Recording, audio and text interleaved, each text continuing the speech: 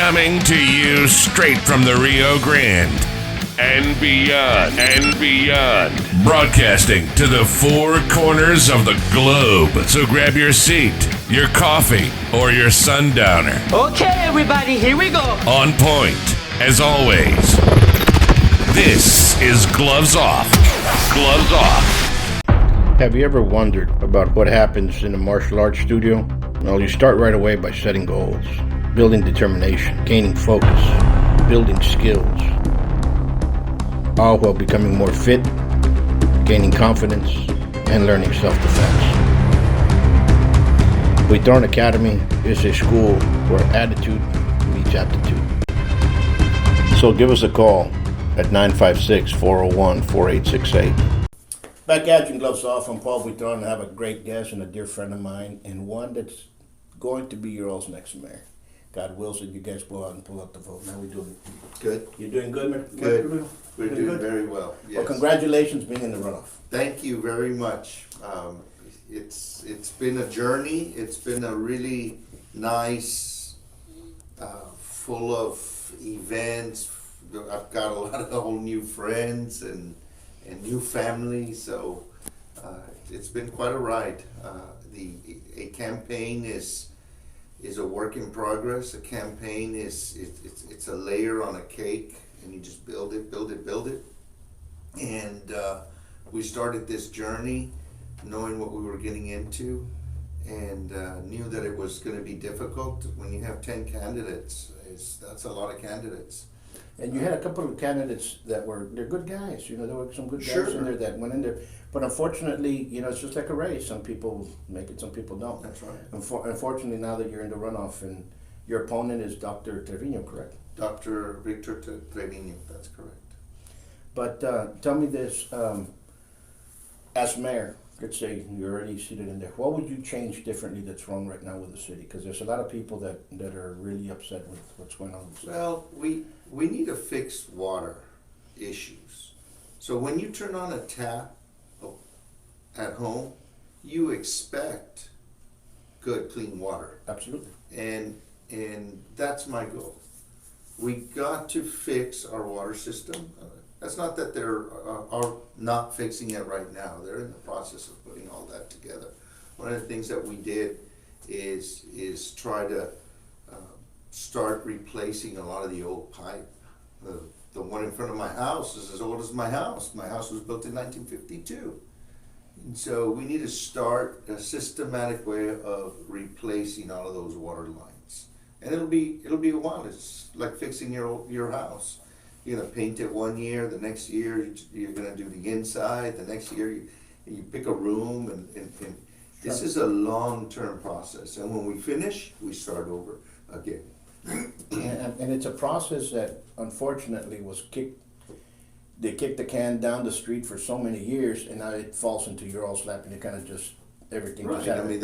And now it has to be done. Right. Some of these old pipes started busting, and they should have been done 15, 20 years Absolutely. ago. It's not sexy, quote unquote, to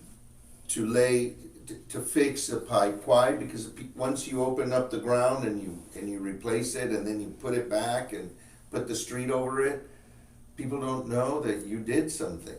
And you have a lot of these elected officials that would rather build a building so they can name it after somebody, or they would rather do a park so they can name it after somebody, or something. And then oh well, what did he do while he was there? Oh, he built us this nice beautiful park, or he built this building, or he fixed the water lines. All right. So some people might say, well, he didn't do anything for his district.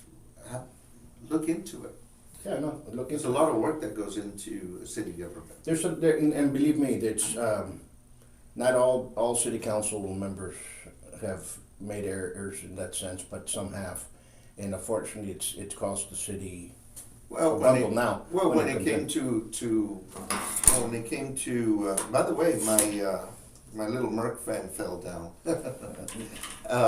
But when it came time to voting so that we can fix all of the the lines, the water lines, it said it was a 4-4 vote. The mayor had to break the tie. And so now we're on the cusp of fixing all of these water lines. We've already replaced a water tank. So at the Lion Street tanks, we had 2 water tanks. One of them was completely empty because it was on the verge of collapse. And the second one was only operating at half full because if you went over the half mark, it would start leaking. And so we've collapsed the one that wasn't, the one that was empty, and we completely built a brand new one. And then the second one's about to be collapsed, so we can build that one in. But it takes a lot of strategy. It takes a lot of time and good management. And speaking of management, that's another thing we need to fix. We need to fix the management of the city of Laredo, and we need a good, strong city manager. And if we have to pay for it, then let's go out there and bring somebody that is strong city manager that knows how to work with $1 billion corporation, and knows how to work with people, because we have some very good directors. We have some excellent employees, and we just need the right management to put it all together. I agree with you. We have some great folks, but we have to call out those that are useless now.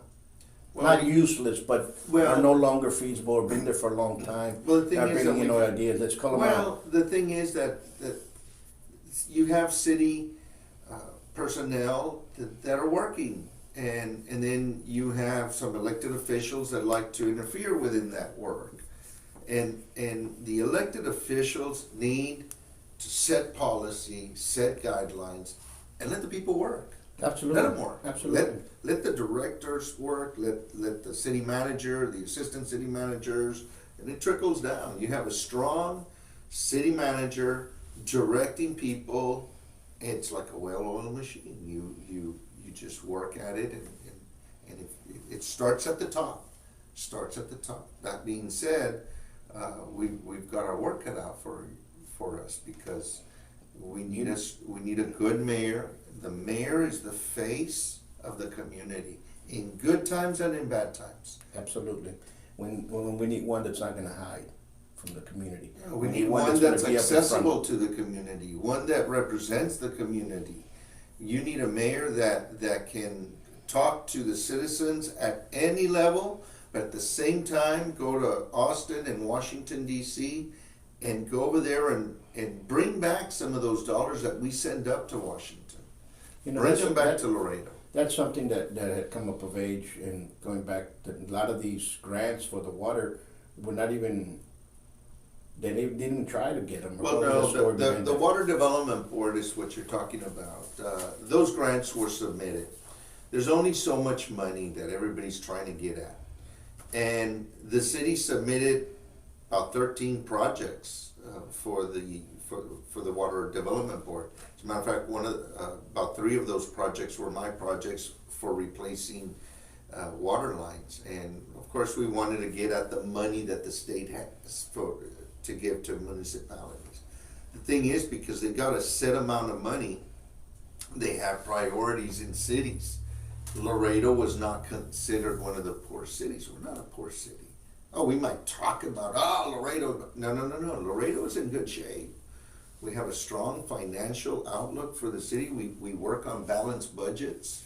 So the city's in a very good, and plus we have the added income of the bridges, so we're doing very well. So from the Water Development Board, they saw that, well, Laredo is not one of those communities that are in dire need of our services. So they took the projects of other communities like Rio Bravo or El Cenizo, those type of communities, those types of cities, they absolutely need it. And when you see it on paper, you see, that's the problem. We see a lot of things that are on paper. Then they're going to say, no, they're actually a good.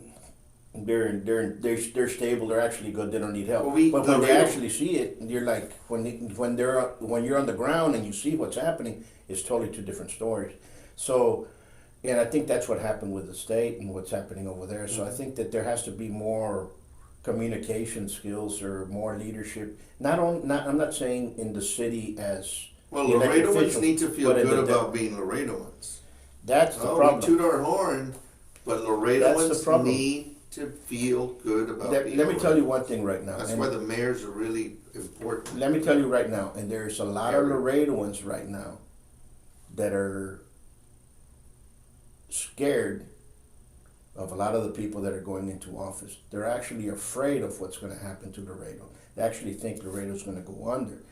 And that's what we need. We need somebody that's going to actually bring it forth and say, you know what, we're in valuable shape. We can do this. We can help out. We can move forward. We need good leadership. People are afraid. I'm going to tell you straightforward to you. You're running your nemesis, if I can put it My that way. opponent. Your opponent, because he's not your nemesis, because we don't hate anybody, right? I know.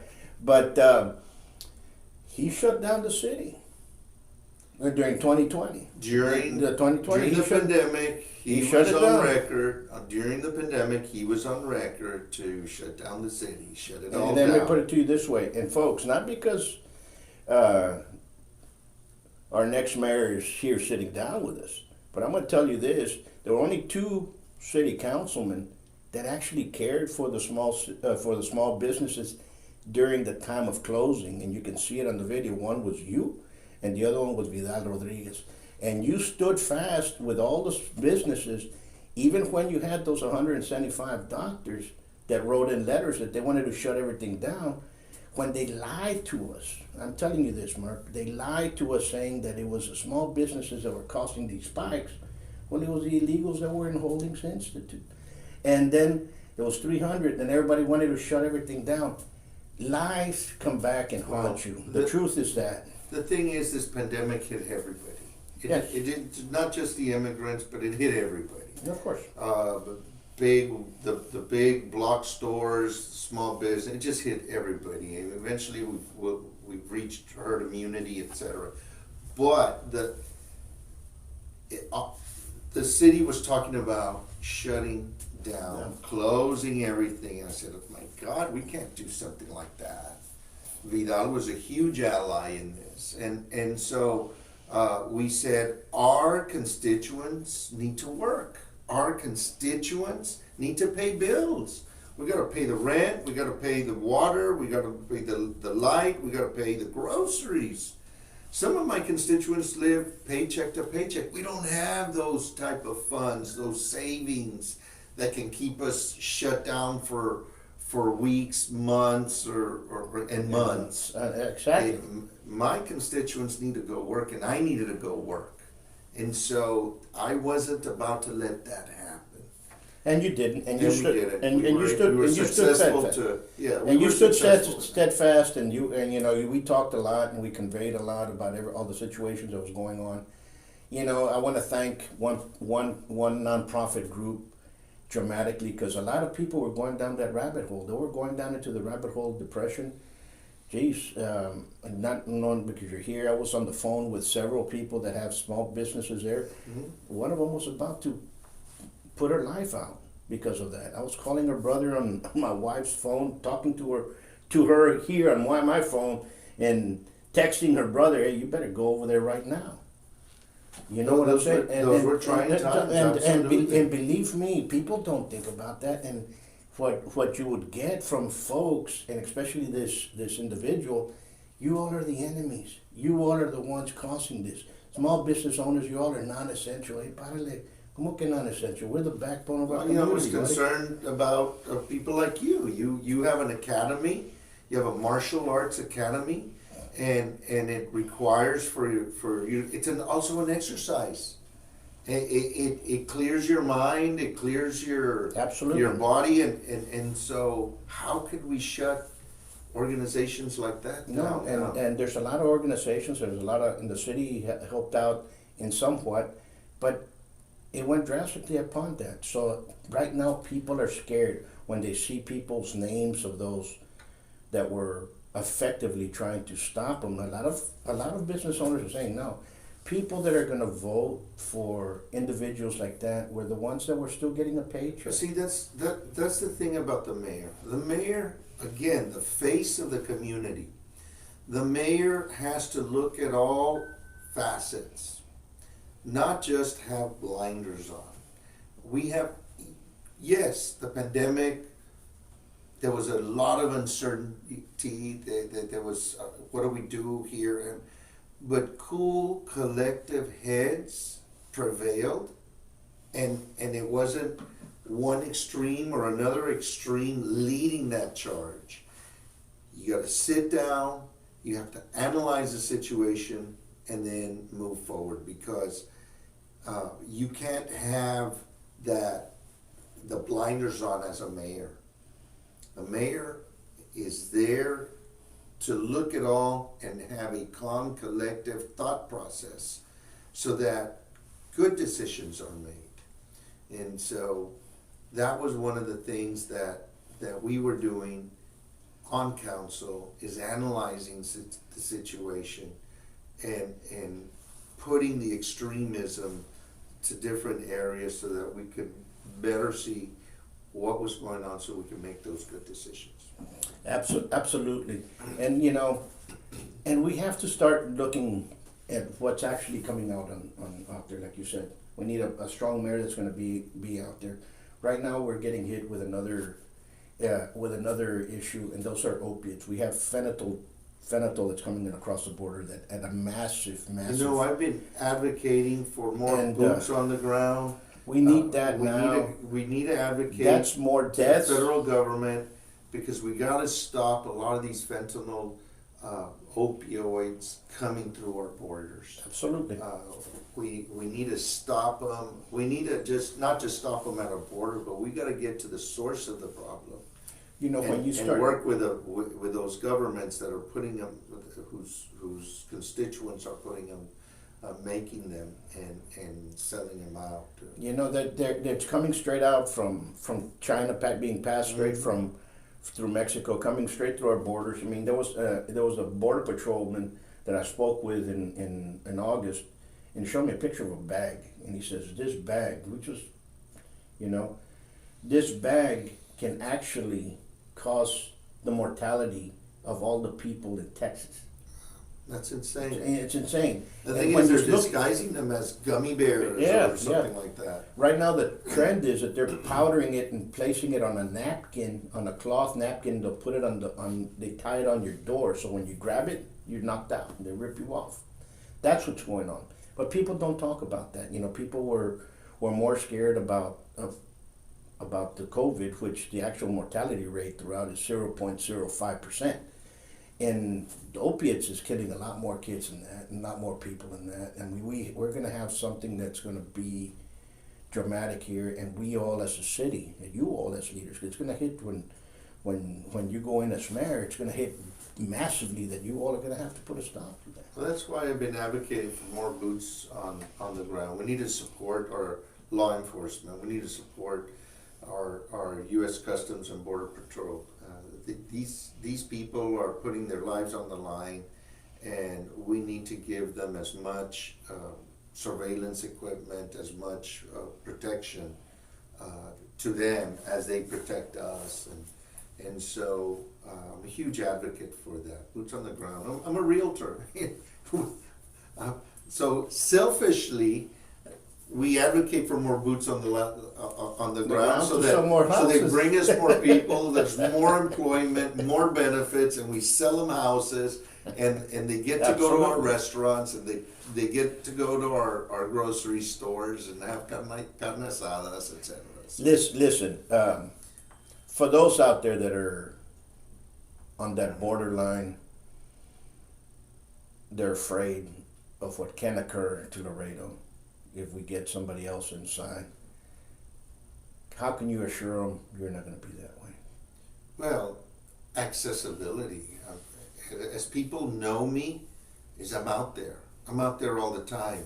I don't sit on my laurels and wait for things to happen. I'm out there. And the mayor, like I said, is the face of the community. And so my mayorship is gonna be a full-time job.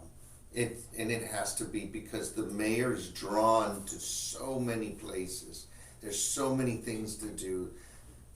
We have to tell the world we're the number one import in the country.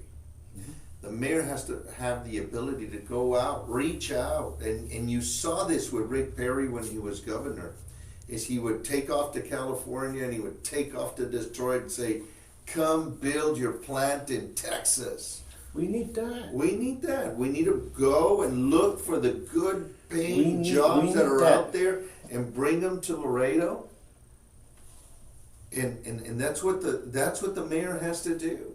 And when it comes to road infrastructure, which is crucial in Laredo, the mayor has to have the ability to pool all their contacts. I have a lot of contacts in Washington, and go out there and bring those federal monies to help us with our road infrastructure. We need that, you know, and we saw how our state representative, our state senator, and our state congressman pulled strings for Laredo during 2020 and 2021. Well, we saw the county come back and back up Laredo 100%. 100%. We need to reciprocate and do that back again.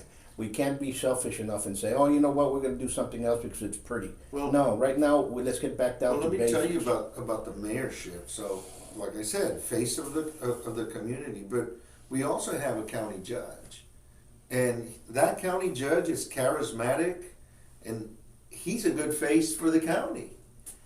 Can you imagine the team that can happen with a 1-2 punch with a mayor and the county judge going to Washington and advocating for our region? No, we Working together, we can accomplish a lot of things. Absolutely, absolutely.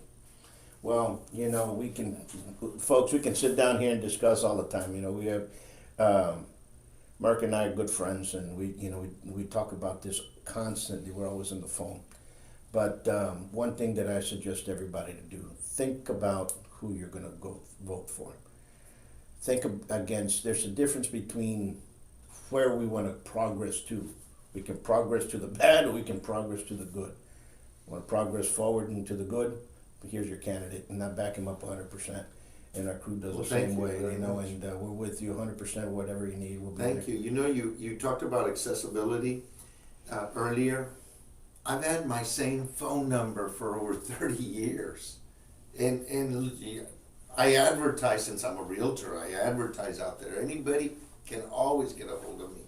And listen, that's the way it should be. You know, there's a lot of wrongs, and people can out there, and I'm gonna talk to you guys out there for a little bit. Can say, he owns this. It's his business is going under because of the decisions he's made. Listen, I've had the same school here and others here. This school's been here since '88. '88. Not that many people have businesses that have been around that long. Not only here, it's been the catalyst for a sport in the United States and in other countries from here. But that's regardless. If I make a bad business decision and something goes under, if I had a restaurant and I made a bad decision and now I'm going under and I have to close it or sell it to get out of that hole, that's on me. But when somebody else forces you to close and do that, wait a minute. Stop. We still live in a free country. We don't live in a dictatorship, and we don't live in an oligarchical government, you know, tyrannically to the left. We have to be careful who we elect. Right. And right now, we elect people that love our Constitution. Here's one. So, folks, go out there and vote, because one thing is having a business and you make your own mistakes, then other people coming down and shutting you down because you believe. Government should be there not as an obstruction. Government should be there to service. Absolutely. Customer service Absolutely. is what it's all about. Absolutely. And if we can help you, then let's help you. Government should be there to help the people like you that are established or that want to open up a business. And we should put them all together and we move forward. shouldn't be a brick wall. Absolutely. We should say, what a great idea. How can I help you start your business? Because it's all about job creation. That's absolutely. Thank you, Paul. All right, folks. Till next time, much peace. You all stay safe. Let's go get them. Let's do it again. Yeah, that's the slow. That's a nice one. Let's do it again. Remember, gloves off.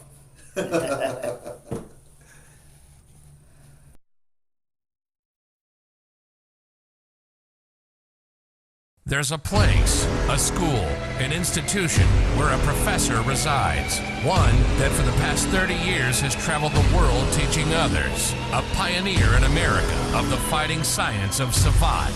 One who codified the sports of this fighting style. One who has produced clubs, champions, and continues to develop. Listen to work. Hello, my name is Karina. I joined Buitrón Academy back in April because I wanted to learn self-defense.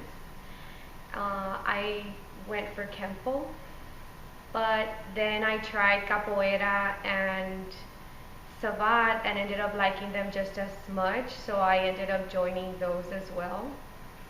While I've been with the Academy, I can say that I've grown in confidence, discipline, strength, and fitness. Overall, the Academy is I've had a great experience with it, and I would encourage anyone who would want to become a better version of themselves to join. Thank you. Of Professor Buitron. Come train at the best kept secret of Laredo. Buitron Academy, 956-401-4868. Savate.biz.